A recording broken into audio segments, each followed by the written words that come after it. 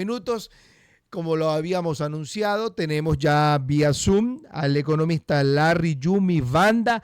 Él es vocero del Círculo de Economía de Guayaquil. ¿Qué tal, Larry? Muy buenos días. Muchas gracias por aceptar esta entrevista. Que tengas una excelente semana. Esta que pasó, la anterior, se dijo mucho sobre los subsidios.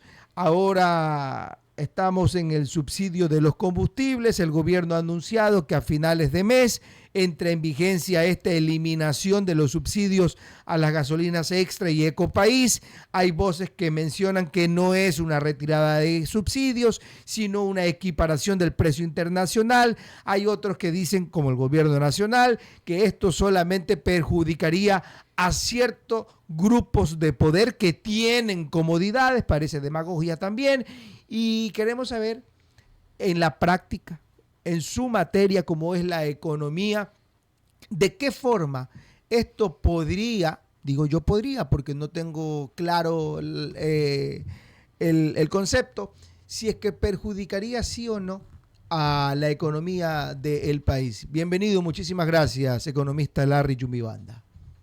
Gracias, buenos días a todos ustedes, buenos días también a la audiencia. A ver, nosotros coincidimos de que debe haber una focalización de subsidios. Eso es Okay. evidente. Somos una economía que subsidia, no solamente el tema de los combustibles, sino también subsidia al no cobrar los respectivos impuestos, tanto a las personas naturales como a las empresas, y también subsidia en lo que tiene que ver con bonos, transferencias, nosotros le llamamos no reembolsable. Ecuador es un país que subvenciona, partiendo por ahí. Entonces, cuando se habla del subsidio a los combustibles, está bien, es importante ir saliendo de ese subsidio, pero ¿en qué momento? ¿Sí? ¿En qué momento?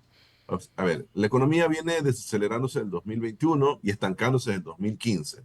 Este año la economía prácticamente va a crecer 0%. El FMI dice 0,1%, pero es 0% prácticamente. Entonces no es Entonces, crecimiento. o sea, en esa coyuntura vale la pena entrar en una elevación del precio de los combustibles que pueda generar un efecto inflacionario consecuente a lo que pasó hace pocos meses con la subida del IVA del 12 a 15%, que de hecho generó aumento de precios tanto en el mes de abril y continúa en el mes de mayo. ¿Vale la pena realmente hacer ese tipo de política fiscal que genere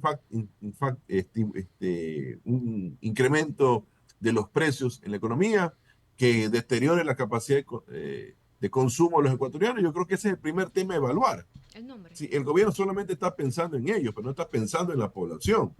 Entonces, hay un impacto directo a los 18 millones de ecuatorianos, ¿sí? Como el tema del impuesto escondido llamada inflación. Entonces, ¿vale la pena hacer ese tipo de incremento? Yo creo que por el momento no.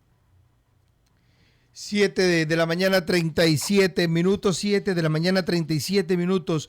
Y si focalizamos a qué sectores, bajo la premisa suya, debería de realizarse esa focalización para no... Porque hay voces también que dicen que por qué no a los grupos grandes, a los industriales que gozan de subsidios, no se les deroga también aquello, sino que a la parte más fina, digamos, de este hilo. A ver, la economía está atravesando por una caída de la producción. Ok. Sí, ha venido paulatinamente desacelerándose la tasa de crecimiento. Entonces, el problema es de demanda, el problema es de consumo. Entonces, entrar en una medida que lesione el consumo va a lesionar a las empresas y por lo tanto la actividad económica no va a mejorar. Entonces, como le dije al inicio, el país subsidia todo. Entonces, si queremos eliminar algún tipo de subsidio de los combustibles, tenemos que hilar fino y buscar la manera de no generar mayor impacto en la economía. En su momento nosotros planteamos la eliminación del subsidio al gas industrial y al diésel industrial. Sí, el sector industrial ha recibido incentivos tributarios por mucho tiempo, entonces es el momento de cruzar a cuenta. ¿Va a lesionar menos a la economía? Entonces, de alguna otra forma, el sector industrial puede absorber ese tipo de eliminación. Entonces, la coyuntura no da para eso. Yo creo que es el momento que las autoridades comiencen a buscar otras alternativas. Lo importante es hacer crecer la economía Mire, por ejemplo, en Brasil, Lula está exigiendo al Banco Central que bajen las tasas de interés, porque las tasas de interés están elevadas en Brasil. Entonces, nosotros que estamos dolarizados y que tenemos una inflación de un dígito que ha comenzado a subir en los últimos meses por el aumento del IVA, es el momento también de revisar el tema de las tasas de interés para hacer crecer la economía. Entonces, yo creo que hay que enfocarse en el crecimiento y dejar un poco el tema fiscalista. Ya le han metido la mano a la ciudadanía por muchos años en materia de incremento de IVA, de impuesto a la renta, le han subido también el precio de los combustibles. Yo creo que si seguimos así, lastimosamente no va a resolver el gobierno absolutamente nada, porque se está despreocupando del crecimiento económico. Las medidas adoptadas últimamente no generan crecimiento económico, más bien lo deterioran. Cuando lo escucho hablar a usted me hace regresar en el tiempo y son medidas que son repetitivas y la ciudadanía dice otra vez lo mismo de siempre. Aquí hemos escuchado pinchazos, paquetazos, paquetacitos, cosas puntuales. Y cuando habla de demanda, ¿cómo hacemos, cómo deberían de hacer los quienes están en el sector económico en el país? ¿Cómo deberían de hacer para que generen la posibilidad de la sociedad pueda comprar más y así el Estado pueda recuperar también a través de esas transacciones que realizan? A ver, debe regresarse el IVA al 12%. Yo creo que no fue el momento oportuno, no le está generando los resultados económicos al gobierno. Entonces, si no le está generando los resultados económicos al gobierno, es el momento de revertir la medida. Segundo, el tema de las tasas de interés. O sea, el tejido empresarial, el 80% es microempresarial. Entonces, una barrera para que ellos puedan crecer, ¿sí? Una barrera que les impide el crecimiento es justamente el financiamiento. Las tasas de interés oscilan entre el 22%, es sumamente elevado para una economía que tiene una inflación del 5%, más o menos lo que va a cerrar al 2024. En otros años ha tenido el 2%. Entonces, no justifica. En El Salvador, que es una economía más pequeña, dolarizada, la tasa de interés para los microempresarios es el 11%. Entonces, yo creo que es el segundo paso que el gobierno debería analizar. Ya en Brasil hay una discusión sobre el tema. Y el tercero, el costo de la energía eléctrica. Yo creo que se ha trabajado muchísimo para tener las hidroeléctricas, que no le han sabido dar el mantenimiento y es otra cosa. Pero yo creo que es el momento de hacer una revisión, una transparencia total de todo el sector eléctrico. ¿Para qué? Para que la ciudadanía pueda gozar con una energía más barata, las industrias puedan gozar de una energía más barata. Eso se dijo en Entonces yo creo que por campaña, ahí debe ir economista. trabajando. El Ecuador es sumamente caro y si es caro, lastimosamente no vamos a mejorar los niveles de productividad ni competitividad. Y los ciudadanos, lastimosamente, van a seguir recibiendo paquetazos económicos porque el déficit fiscal no se va a resolver con este tipo de medidas o paquetes o paquetazos económicos como ustedes lo han dicho. 7:42 minutos. Buenos días, economista. Regresando al tema de la eliminación de subsidios a los combustibles, no es lo mismo, es más barato, es más estable para el gobierno. Igual mantener, elimina el subsidio, pero tiene un sistema de compensación para taxistas, camioneros y tricimoteros también. Pero aparte de eso, también se va a dar bono a 40.000 personas más. ¿Se ahorra o no se ahorra igual dinero, economista, tomando esas otras alternativas? Ya, haciendo las operaciones, ¿no? Supuestamente el gobierno va a ahorrarse 600 millones de dólares, ojo, con el precio de los combustibles a un precio de barril de petróleo de $80. Así han Sí, de mencionado. $80 que eso hace que el subsidio aumente. Las compensaciones, aunque no han dicho cuánto va a ascender, pero van a ser más o menos unos 300 millones de dólares, porque están subsidiando, de mismo subsidian hasta las bicicletas eléctricas. Ya mismo falta que, o sea, yo creo que es un error hacer este tipo de focalización de oferta. Yo creo que deberían haber hecho la focalización de la demanda, pero bueno, eso ya es otro tema de discusión. No hay tampoco ni las herramientas tecnológicas para eso. Entonces, neto van a recibir 300 millones, pero con un precio de barril de petróleo de $80. Entonces, ¿vale la pena hacer este tipo de medidas por 300 millones de dólares? Yo creo que hay que buscar alguna partida, algún gasto que permita la reducción de 300 millones y no lesionar los ingresos de la clase media ni las clases populares. Entonces, partiendo por ahí, porque si no, va a caer. Entonces, no justifica, no va a resolver el problema del déficit fiscal. Más bien están a mi juicio, cumpliendo con el Fondo Monetario Internacional. El fondo le ha exigido que sube el IVA, subieron el IVA, que suban las tasas de interés. En los últimos meses han subido las tasas de interés y ahora le exige la subida del precio de los combustibles. Entonces, ¿para qué? Para 500 millones de dólares que van a recibir a finales de año o a inicio del 2025. Yo creo que el país, la ciudadanía está haciendo grandes esfuerzos, pero no se ven los resultados. La economía prácticamente con esta medida de focalización de subsidio o subida de los precios de los combustibles, la economía va a seguir cayendo. Y de hecho el gobierno mismo se va a afectar porque va a caer la recaudación tributaria aún más. Entonces yo creo que hay que tomar en conciencia eso y el gobierno, me veo que no tiene más opción que entregarse al Fondo Monetario Internacional por 4.000 millones en 4 años, no vea otras alternativas que sí hay. ¿Cuáles serían esas otras alternativas, economista?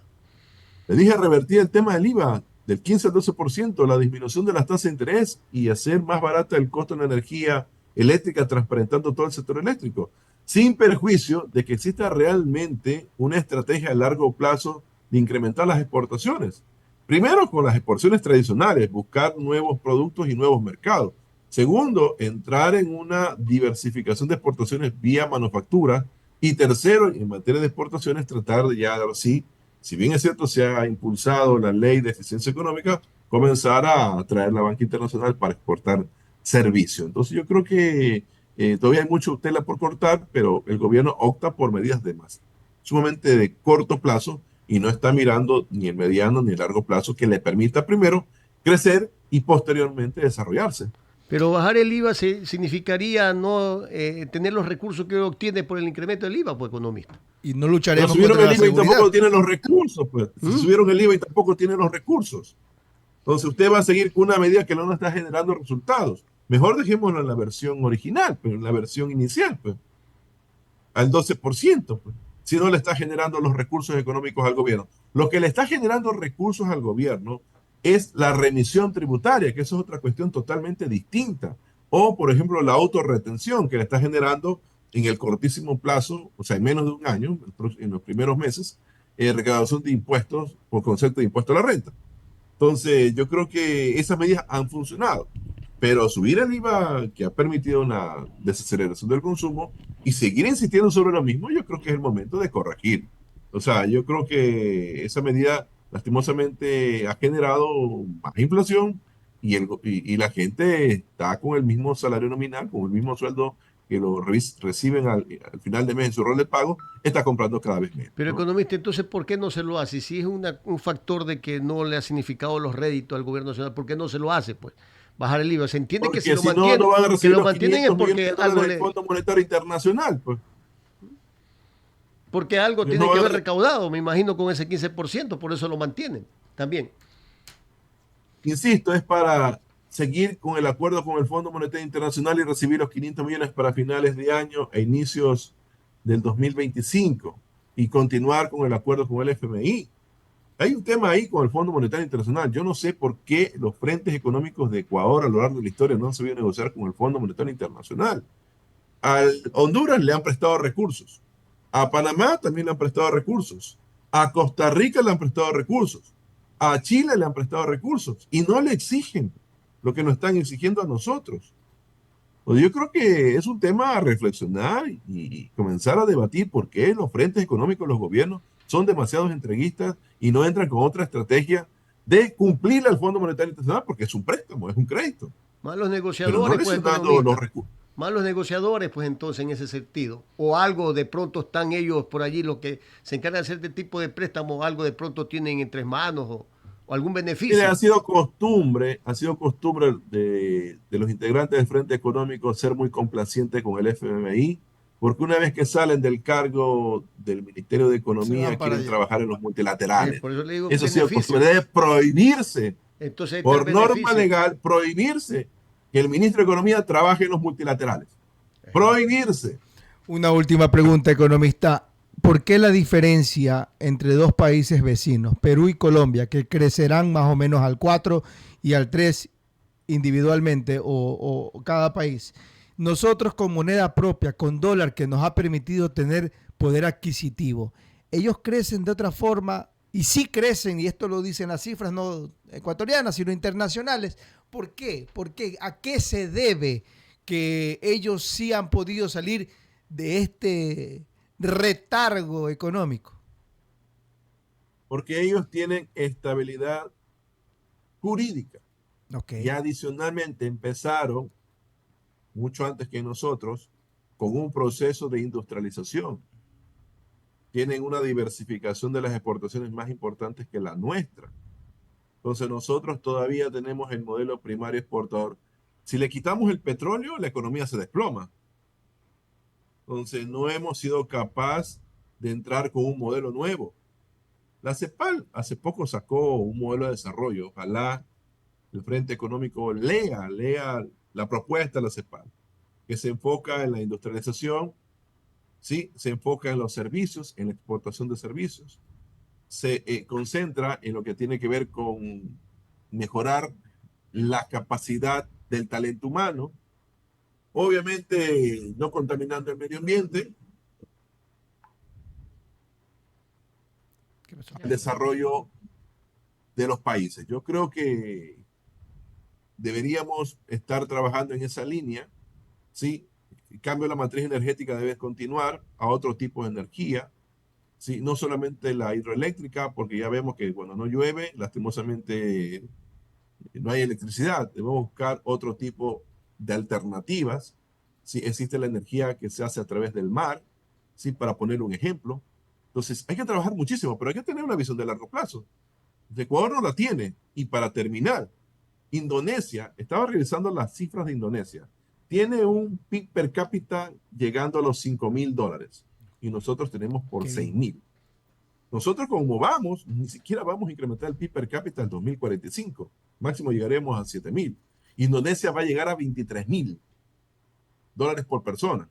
O sea, nos va a superar. Hoy han sido una economía un poco más, en cuestión de PIB per cápita, mucho menor que la nuestra, pero con el impulso de desarrollo industrial y de servicios, nos va a superar de largo en los próximos 20 años. ¿Y nosotros qué estamos haciendo? No estamos haciendo absolutamente nada y estamos discutiendo si subimos los impuestos, si quitamos los subsidios y no tenemos una estrategia de desarrollo a largo plazo. Entonces, cuidado, este tipo de medidas fiscalistas nos pueden llevar a algo peor, a una desdolarización de la economía ecuatoriana en el mediano plazo, y eso hay que evitar.